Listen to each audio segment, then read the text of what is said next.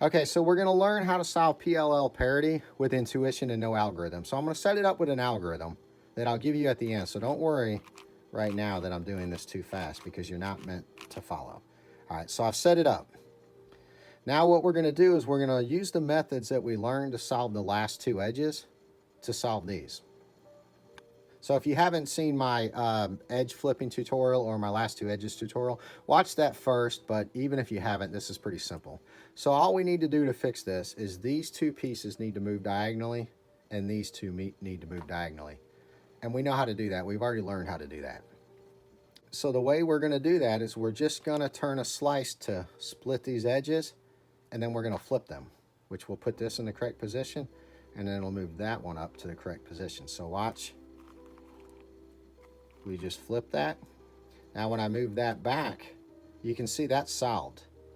This appears to be messed up, but we know how to resolve that. We need to fix this slice down here. So I just move it into position. And then when I flip these two,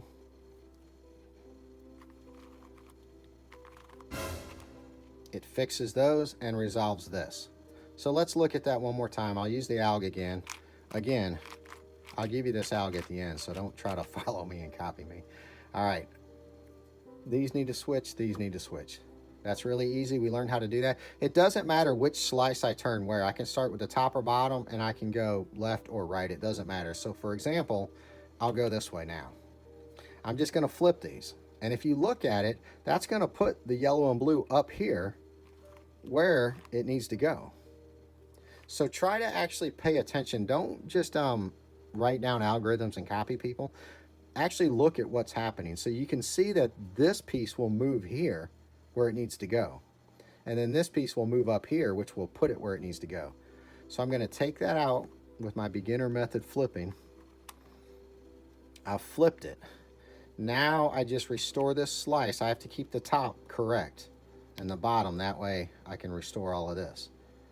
And that's fixed, and that's fixed. So now I just need to fix these two. So how do I do that? I move the slice into my working slot. And then when I flip this edge, I just have to make sure to flip it opposite, which will restore all of that. And again, I went over that thoroughly in my edge flipping tutorial. So one more time. Now, so I turn it to the side. This time I'll split that. Take this out, reinsert it flipped, fix this, split that, and then there we go. Okay, so I'm going to show you the algorithm now, which is really, really simple, but I still recommend you learn it that way because we're going to use that method to fix the OLL parity, which is a very long, difficult algorithm. So and it's just good to learn this kind of stuff anyway. You don't want to just be following instructions, but the algorithm to fix it is just you turn that middle slice. And then you can do it by turning both sides and then coming back. Or you can just do this.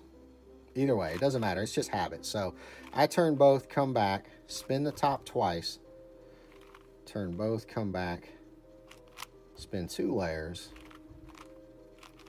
and then that sets up the parity, which also solves the parity. So let's try it this way.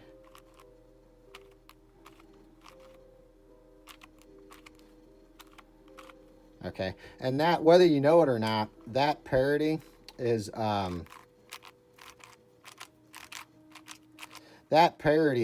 that's all of those parities. You may just not recognize it. So for example, that's a form of it. Okay, and this is a form of that parity. What? Okay, goodbye. And then this is a form of that parity, whether you realize it or not. So for example, if I just do the parity alg, then I actually get a solvable case.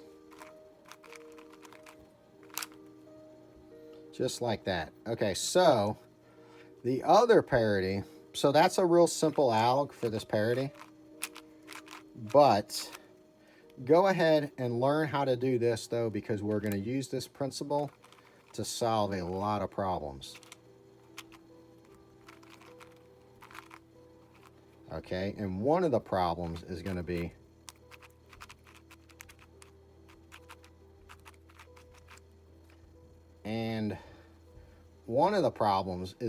this parity right here, a flipped edge, which is impossible on a 3x3. So just so you see that better, let me solve this parity here. And you can see, so this flipped edge is impossible on a 3x3. We're going to use that principle to solve this parity with no algorithms, because the algorithm to solve this is really kind of long and hard to memorize.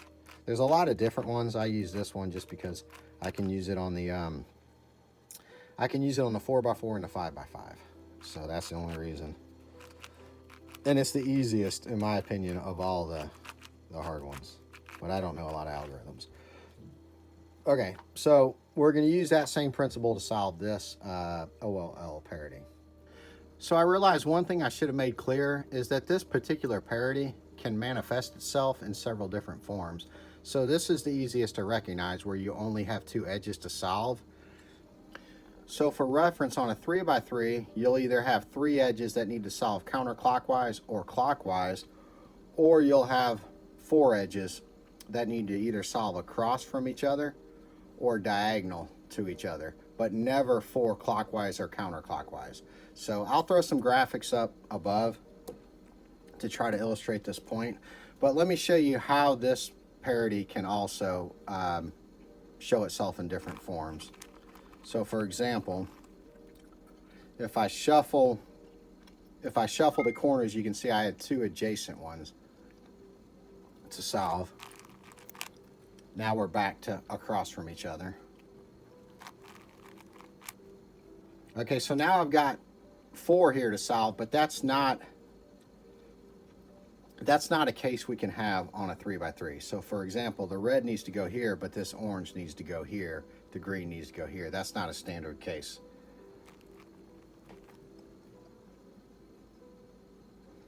And then here you can see they all need to go clockwise, which is impossible. So whether they need to go clockwise or counterclockwise, so this red needs to go here, blue needs to go here, orange here, green here. So that's impossible as well. So another note is I solve corners first and then edges, as it's just a little easier to recognize. But if you solve edges first and then corners, this same parity may manifest itself in a different way. And I'll put a diagram up above to show you that. But I don't use that method, so I don't notice that. But in any event, as you can see here, so for example, these are all solved, but then I would have a problem solving these corners. So if you do corners first. So in any event, what you want to do is, if you get one of these cases that's impossible, just solve it. Just solve it the way you know how until you get them across from each other. So for example, I've got two wrong adjacent.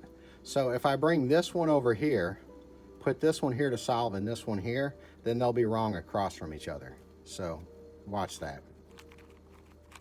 And now they're wrong across from each other. And then I know how to solve that.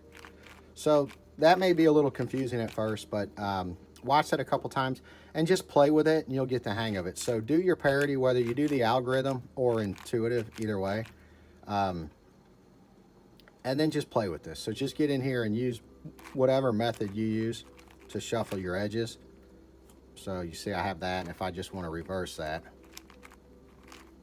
now I reverse that, and then just play around with it, and then you'll get a better idea. So for example, this needs to go here, this here, that there, which of course is impossible in a 3x3. So just keep playing around, and then we're back to a case we know how to solve. We can either use our algorithm, that's real easy, or we can just do the intuitive method and solve it that way.